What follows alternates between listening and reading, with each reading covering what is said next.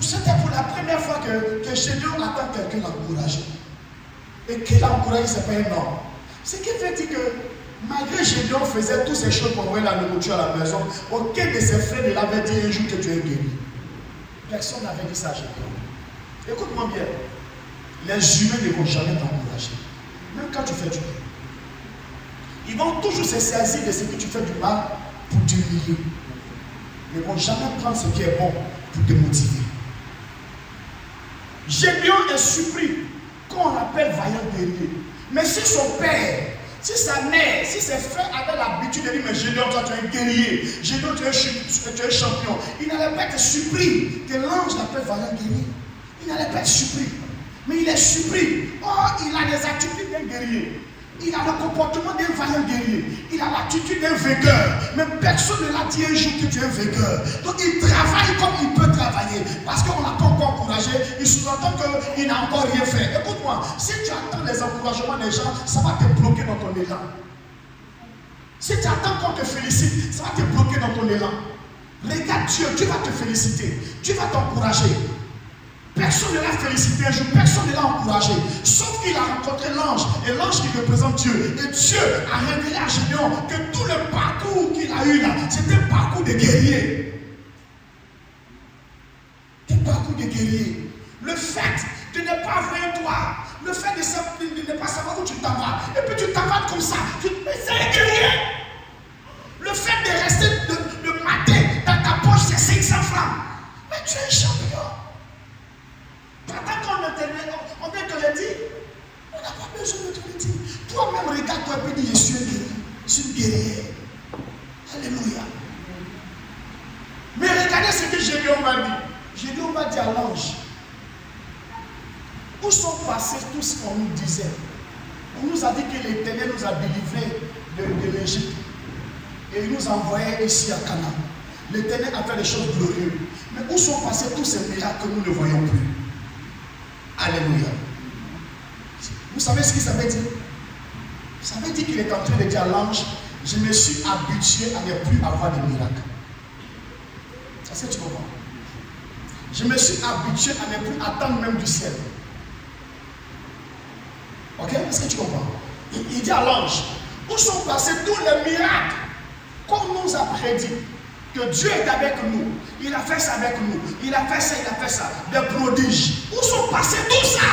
Et puis moi, petit là, je suis dans la brousse en train de me chercher. Donc Gédéon est en train de dire à Dieu, à l'ange, que ça fait un très bon moment que je ne m'attends plus au miracle de Dieu parce que je sais que c'était dans le passé et que moi je dois me chercher. Vous comprenez? Mets dans ta tête que 80% de force doit sortir de toi et 10%, 5% dans le ciel et 5% pour les hommes. Parce que c'est ça qui va te fatiguer. 90% d'opportunités, tu dois te donner ça toi-même. 90% de réussite, toi-même tu dois les créer. 90% de combat, toi-même tu dois les faire. 5% au ciel et 5% aux hommes. C'est pas mauvais de s'attendre à Dieu. Mais souvent les chrétiens s'attendent tellement à Dieu qu'ils deviennent paresseux. Est-ce que tu me comprends? Ils s'attendent tellement à Dieu qu'eux ne veulent plus rien faire.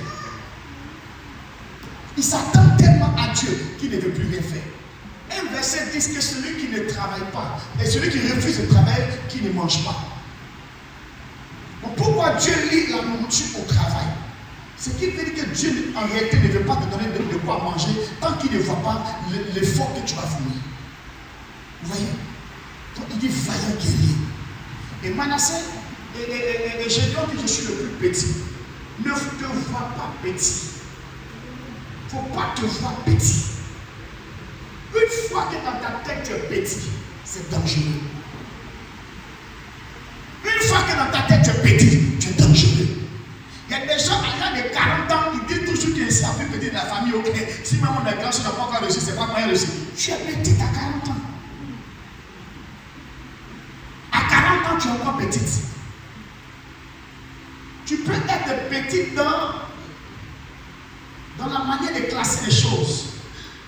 Mais après ta grande grande soeur, ton grand frère, jusqu'à toi tu es petit. On peut classer ça comme ça. Mais dans ta tête, tu n'es pas petite. Dans ta tête, dis-toi que tu es la première ou tu es le premier. Tu dois réussir pour dépasser tout le monde. Gédéon dit, je suis le plus petit. Je suis le plus petit à Manassé. Je suis le plus petit de la famille de mon père. Je suis le plus petit. Et l'ange dit, va avec la force que tu as. Quelle est la force que tu as? Écoute-moi, ne néglige pas ce que tu as. Amen. Ne néglige pas ça. Parce que quand tu négliges ce que tu as, tu vas toujours attendre les autres. Quand tu négliges ce que tu as, tu vas attendre les autres. Est-ce que vous savez qu'il y a des gens qui ont la facilité de faire le commerce? Mais ils négligent ça. Eux-mêmes là, ils préfèrent aller vendre pour les autres. Et puis ça marche. Puis et moi là, quand il fait comment ça marche, mais c'est pour les autres. Mais lui-même prend le courage de faire un petit truc qu'il ne peut pas le faire. Il néglige ce qu'il a.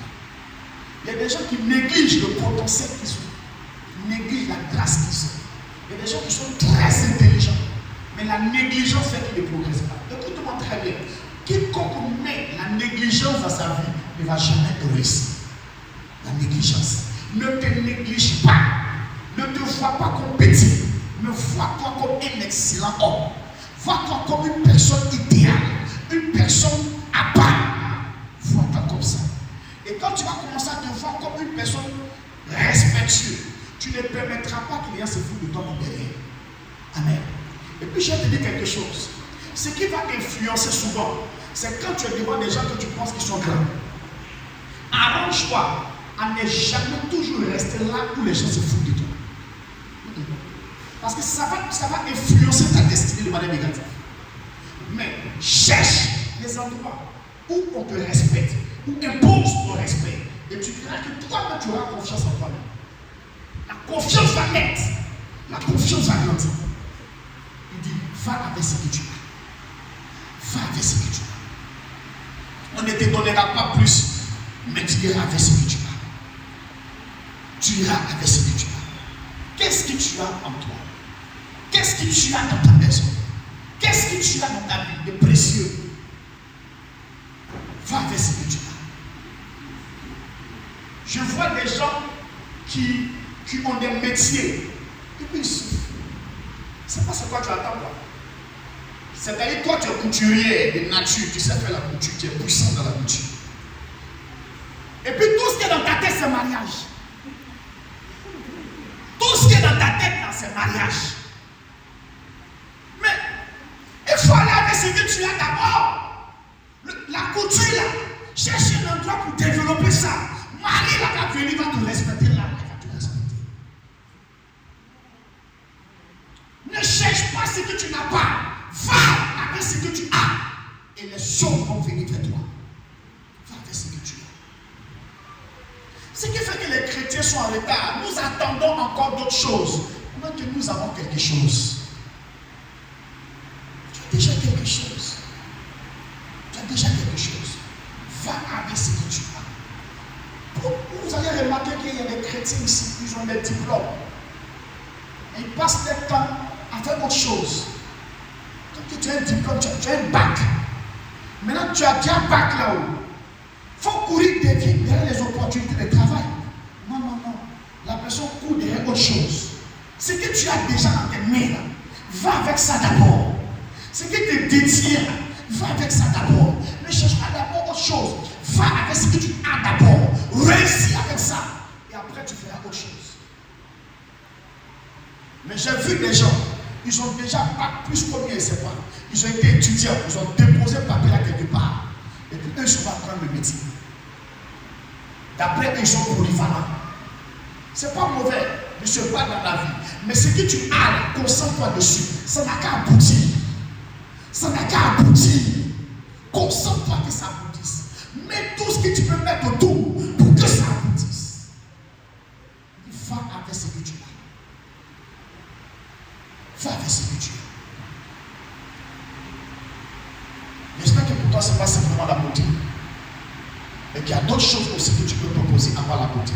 Mais il dit, va avec ce que tu as. Alors Gédéon est sorti de la rencontre avec l'ange, avec une nouvelle mentalité. Il a compris qu'il avait quelque chose qu'il négligeait, qui était de ne pas avoir peur. Le courage et la détermination. Quand il est sorti de là, il a vu qu'il allait dormir. Et regardez quelque chose qu'il a dit à l'ange. Il dit, si c'est vraiment toi qui me parles, si c'est vraiment Dieu, donne-moi de te faire une offrande avant que tu ne partes. Et l'ami qu'il est parti cuisiner, il est parti cuisiner. L'ange aussi, il aime offrande. Dieu aussi, il aime offrande. Il dit, laisse-moi aller préparer. Et Dieu dit, va, je t'attends. Il allait la cuisiner. Vous savez combien de temps la cuisine peut prendre? Je pose une question à une maman.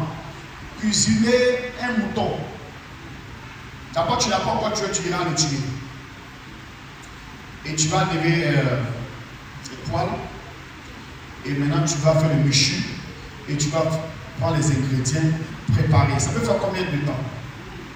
Combien de